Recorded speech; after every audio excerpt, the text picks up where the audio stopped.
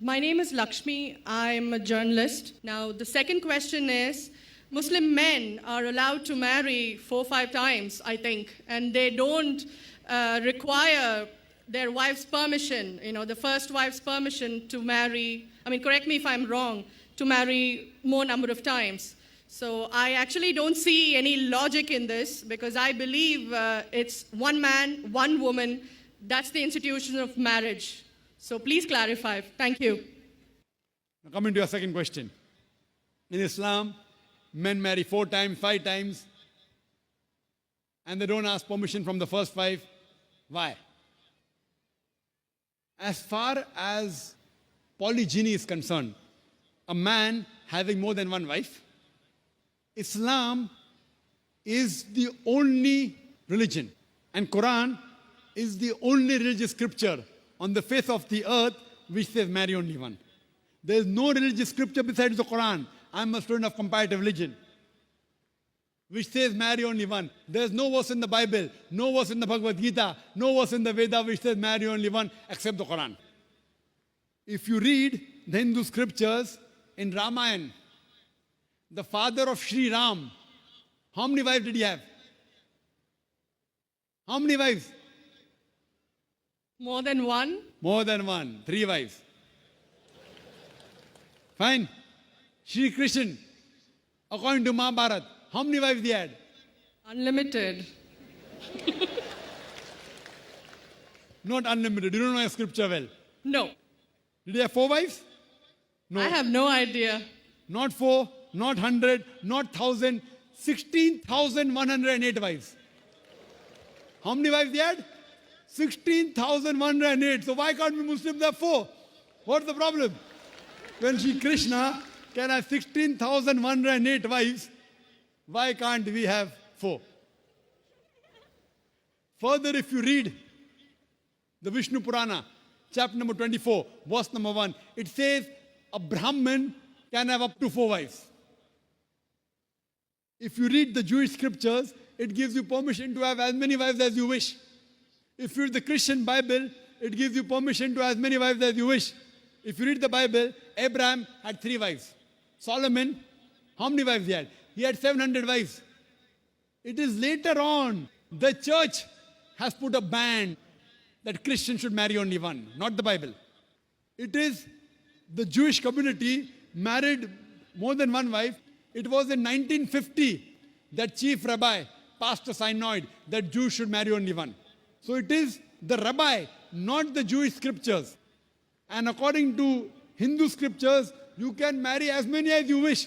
It is the Indian government in 1954 passed a law called the Hindu Special Marriage Act. Hindu Special Marriage Act, which says Hindus should marry only one. It is not the religious scripture. It is not Bhagavad Gita. It is not Ramayana. It is not Mahabharata. It is not Veda. It is the Indian Penal Code. The Indian government, which has passed a law in 1954 that Hindus should marry only one. But according to the statistics of the status of the woman in Islam, if you read the government documents on page number 66, 67, it says that Muslims do polygamous marriages. You know what is the percentage in India? 4.3%. How much? In India, 4.3% of the Muslim men do polygamous marriages. A statistic between 1951 to 1961. Hindus, how many? 5.06. 0.7% more than the Muslims in India. According to the Indian government, even though it is prohibited according to the Indian law, yet they do more polygamous marriages than the Muslims. Why? Now, let's analyze what does the Quran say. Quran says in Surah Nisa, chapter 4, verse number 3, marry women of your choice in 2s, 3s or 4s. But if you can't do justice, marry only one. This statement, marry only one, is only given in the Quran and no other religious scripture. It says, marry women of your choice in 2s, 3s or 4s. But if you can't do justice, marry only one. So if you want to marry more than one woman, one of the criteria of the Quran is you should do justice. If you can't do justice, you should marry only one. Now, what are the reasons, logical reasons a person can think that why has Islam permitted certain men to have more than one wife. Many non-Muslims think it is fard. It is compulsory for a Muslim man to have more than one woman, to have more than one wife. It's not compulsory, it's optional. It's not fard. It's not compulsory. How many Muslim men do you know who have more than one wife? How many do you know, sister? How many do you know? A few. How many? A few again. Few means 1, 2, 3, how many? Yeah, at least about 3. About 3. Have you heard of Dharminder? Yeah. How many wives he has? 2. Muslim or non-Muslim? Non-Muslim. Non-Muslim. Your previous chief minister, what's the name? Jayalalitha. Yes. Hindu or Muslim? Hindu or Muslim? Hindu. Hindu, fine. Now these are famous personalities. Fine. How many famous personalities you know in India who have got more than one wife? The 3 you know may be locality, fine? Yeah. Local, maybe friend in your neighborhood, maybe your colleague. In India, there are more non-Muslims having more than one wife than the Muslims. Now let us understand what are the logical reasons. Come back to logic now. Now, by nature, if you ask any medical doctor, he will tell you, male and female are born in equal proportion.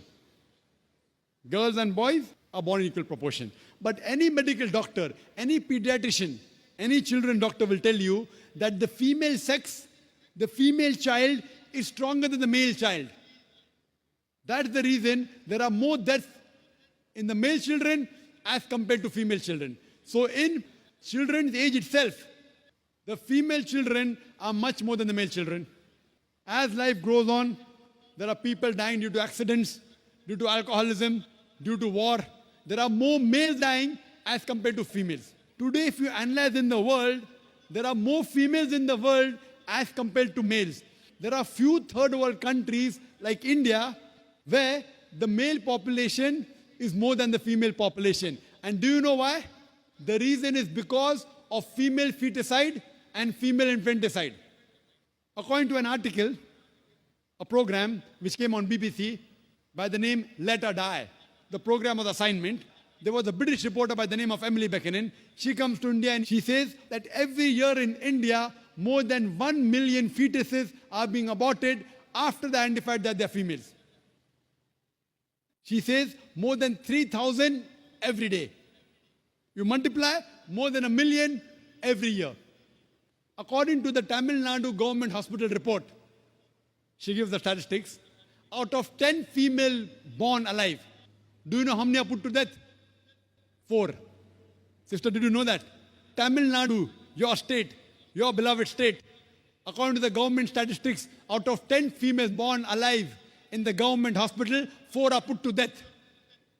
There are billboards put in Rajasthan and here, which says that spend 500 rupees and save 500,000 rupees.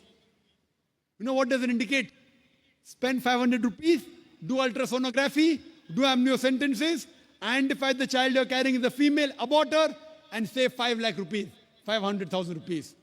Maybe a couple of 100,000 upbringing her, and the remaining 100,000 in dowry.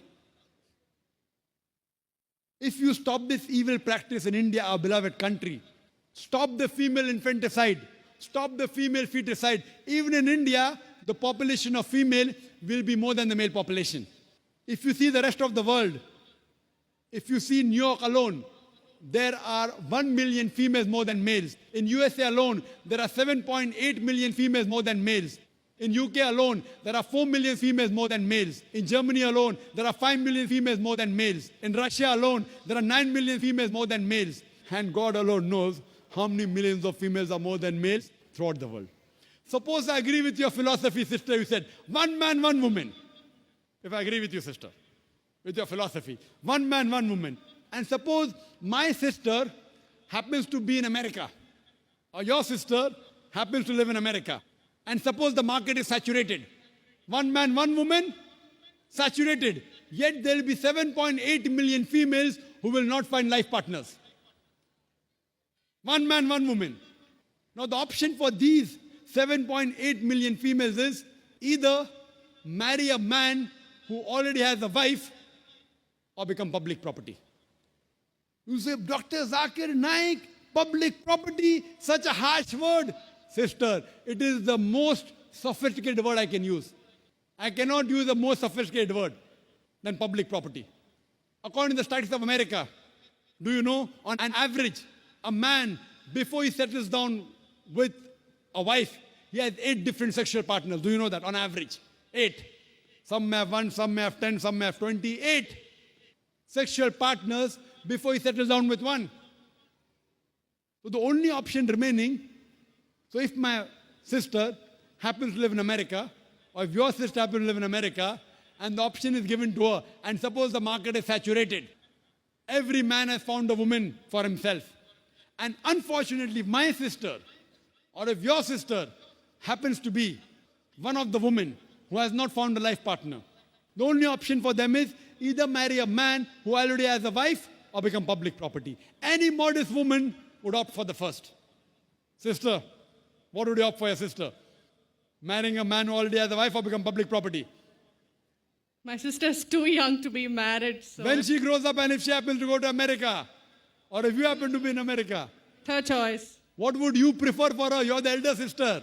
Would you prefer her becoming public property or marry a man who already has a wife and get equal rights? In Islam, if you have a second wife, you give equal rights. In America, the public property has got no rights. She's degraded. She's dishonored. In Islam, she has an equal right. She gets honor. What would you prefer for younger sister when she grows up? Sometimes it's difficult to speak the truth, sister, correct? Especially in front of such a large audience. Anyway, I've got your answer, sister. Thank you. And your silence speaks for that. So that's the reason in Islam, sister, men have been allowed to marry more than one wife is to protect the woman, not to degrade her. Regarding a question, is it compulsory that the husband should take the permission of the wife?